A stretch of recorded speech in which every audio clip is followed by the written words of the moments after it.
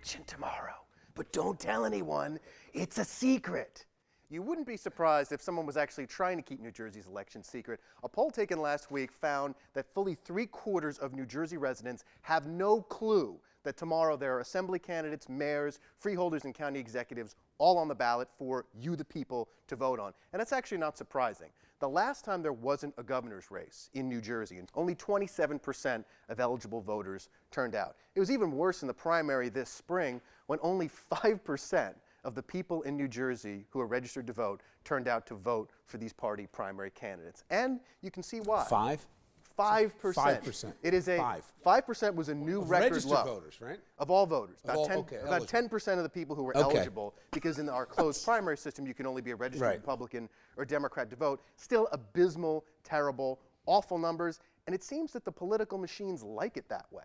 Because with turnout low, that means their people are going to get to the polls, and in places where Democrats outnumber Republicans or Republicans outnumber Democrats, it's the best way of holding on to a seat. Well, there are some candidates who are trying to change that, like Andrew Zwicker and Maureen Vella in Legislative District 16. They're running against some highly entrenched Republicans who won by 2-1 last time. The first thing you got to do is get your name out there. You got to make sure people know there's an election, know that there's challengers out there, because in the end, it's all about, for both sides, it's going to be who gets out the vote the most.